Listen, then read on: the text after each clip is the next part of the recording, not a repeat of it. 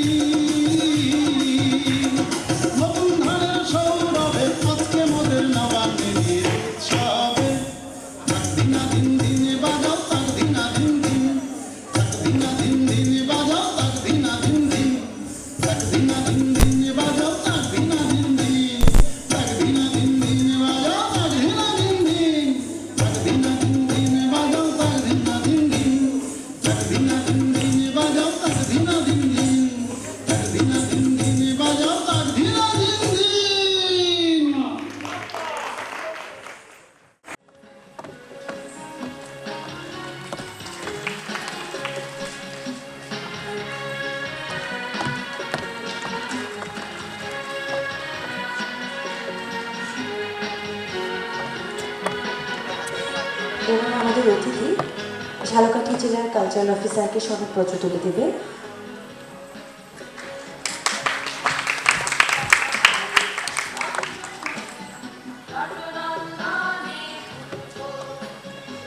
এবারে স্যারকে অনুরোধ করবো ঝালকাঠি জেলার পরিবেশনা সম্পর্কে স্যার একটু থাকবেন আমাদের মাঝে।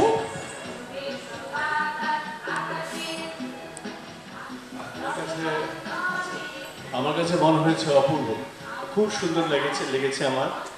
ঝালকাঠি থেকে আসা এই শিল্পী যারা নাকি অত্যন্ত মনোরম স্কুলের ছাত্রছাত্রী এসছেন, আর বিশেষ করে একজন স্পেশাল নিডেড যে প্রথমে গান করলেন, উনি খুব ভালো কাজ করেছিল। তো আমার মনে হয় এই উদ্যোগ যে সুন্দরভাবে মঞ্চে আজকে মঞ্চস্থ হলো, আমরা চাইব টেলিভিশনের পক্ষ থেকে এদেরকে সারা জাতির কাছে তুলে ধরা। যদি সম্ভব হয় আমরা যৌথভাবে এটা করার চেষ্টা করব। এটার প্রয়োজন আছে, এই ধরনের অনুষ্ঠানের আরও অনেক হোক, আমরা এটি কামনা করব। ধন্যবাদ। অনেক ধন্যবাদ স্যার, অনেক ধন্যবাদ ঝালকাঠি জেলাকে, সকলকেই অনেক ধন্যবাদ। আবৃত্তি করছি রবি ঠাকুরের ঠাকুর দাদার ছুটি কবিতাটি। তোমার ছুটি নীল আকাশে, তোমার ছুটি মাঠে, তোমার ছুটি থইহারা ওই দিঘির ঘাটে ঘাটে, তোমার ছুটি তেঁতুল তলায় গোলা বাড়ির কোণে, তোমার ছুটি ঝোপে ঝাপে পারুল ডাঙার বনে, তোমার ছুটির আশা কাঁপে কাঁচা ধানের খেতে, তোমার ছুটির খুশি নাচে নদীর তরল বেতে। আমি তোমার চশমা পরা বুড়ো ঠাকুর দাদা, বিষয় কাজের মাকড়সাটা বিষম জালে বাঁধা। আমার ছুটি সেজে বেড়ায় তোমার ছুটির সাজে, তোমার কণ্ঠে আমার ছুটির মধুর বাঁশি বাজে। আমার ছুটি তোমারই ওই চপল চোখের নাচে, তোমার ছুটির মাঝখানেতেই আমার ছুটি আছে। তোমার ছুটির খেয়াবে শরৎ এলো মাঝি, শিউলি কানন সাজায় তোমার শুভ্র ছুটির সাজি। শিশির হাওয়া শিরশিরিয়ে কখন রাতারাতি হিমালয়ের থেকে আসে তোমার ছুটির সাথী। আশ্বিনের এই আলো এলো ফুল ফোটানো ভরে, তোমার ছুটির রঙে রঙিন চাদর খানি পরে।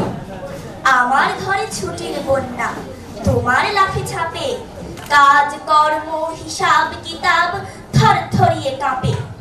গলা আমার জড়িয়ে ধরো ছাপিয়ে পড়ো কোলে, সেই তো আমার অসীম ছুটি প্রাণীর তুফান তোলে। তোমার ছুটি কে যে যোগায় জানি নে তার রীত, আমার ছুটি যোগাও তুমি ওইখানে মসজিদ। এবারে সংগ্রাম আমাদের মুক্তির সংগ্রাম, এবারে সংগ্রাম স্বাধীনতার সংগ্রাম। জয় বাংলা। জামাল কামাল রহিম করিম। ওরে জামাল, ওরে কামাল, ওরে রহিম, ওরে করিম, কোথায় গেলি তোরা? ওই বেরিয়ে আয়। ওই যে শোন, বঙ্গবন্ধু শেখ মুজিবুর রহমান স্বাধীনতার ডাক দিয়েছেন। এখন যা ঘরে বসে থাকার সময় নাই, যুদ্ধে যেতে হবে, এই দেশটাকে আমরা স্বাধীন করতে হবে। ওই ওই নরম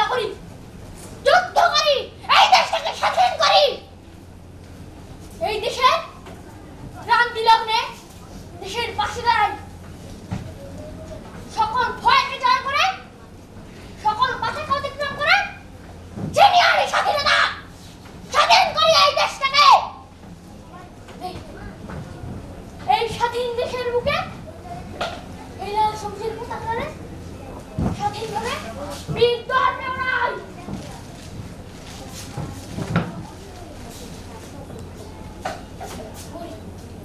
ওরে সোনার বাংলাদেশ, ওরে সোনার বাংলাদেশ, চল চল আমরা যুদ্ধে যাই, চল আমরা যুদ্ধে যাই, জয় বাংলা।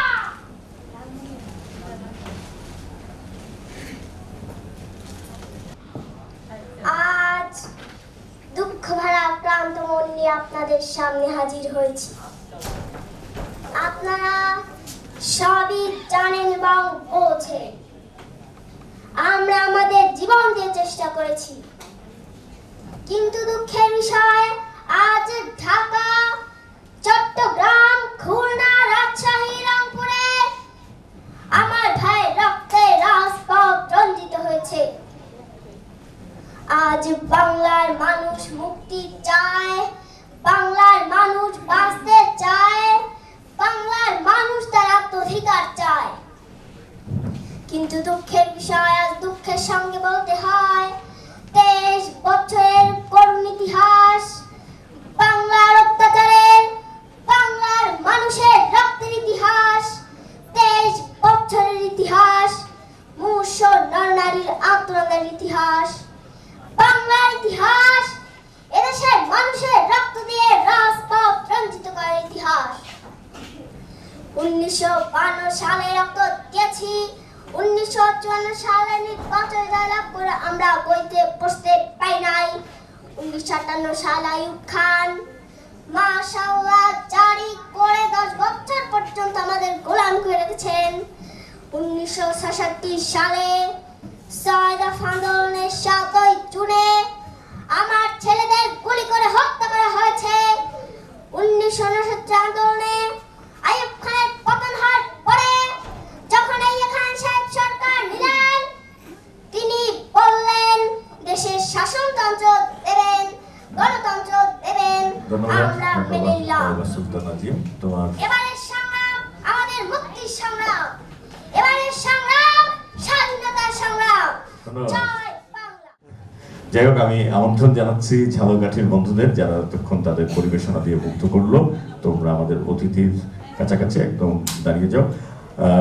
আমাদের তাহুরা সুলতানা জুই, আমাদের উত্তরীয়, এবং আমাদের আরো একজন বন্ধু তাইবা সুলতানা জিম, তাইবা সুলতানা জিম একজন উত্তরীয় পরিয়ে দিল, আরেকজন উৎসব স্মারক তুলে দিল আমাদের অতিথি রুনা আফরোজের হাতে। যারা ছবি তুলতে চান একটু সুযোগ দিচ্ছি আমরা ছবি তুলবার জন্য।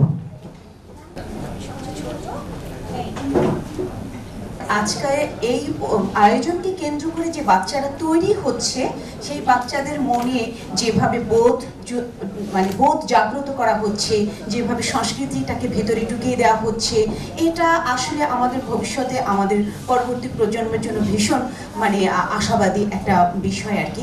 আমার না ভীষণ রকমের অনুরোধ থাকবে, এখানে নিশ্চয়ই অনেক বাচ্চার অভিভাবক আছেন, অনেক বাচ্চা শিক্ষক আছেন যারা ওদেরকে শিখিয়েছেন বা ওদেরকে গড়ছেন।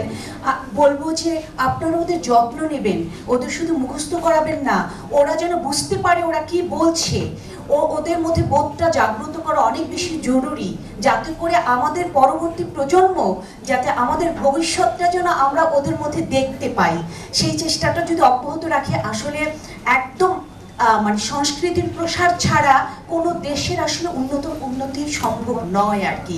একটি দেশ যতটা শিল্প সংস্কৃতি এগিয়ে গেলে বিশ্বের দরবারে মাথা উঁচু করে দাঁড়াবে। তাই ওদেরকে আপনারা অনেক বেশি যত্ন নেবেন, অনেক বেশি খেয়াল রাখবেন। ছোট বাচ্চারা এক সময় খুব ছোট অবস্থায় ভালো পারফরমেন্স করে, কিন্তু একটা সময় গিয়ে না আর এই চর্চাটা অব্যাহত থাকে না, বা আর অভিভাবকও সেভাবে ভাবে না, তখন ওরা কিন্তু আবার এই জায়গা থেকে সরে যায়। আপনারা চেষ্টা করবেন ওরা যেন এই চর্চাটা অব্যাহত রাখে। আমরা সবাই মঞ্চ করি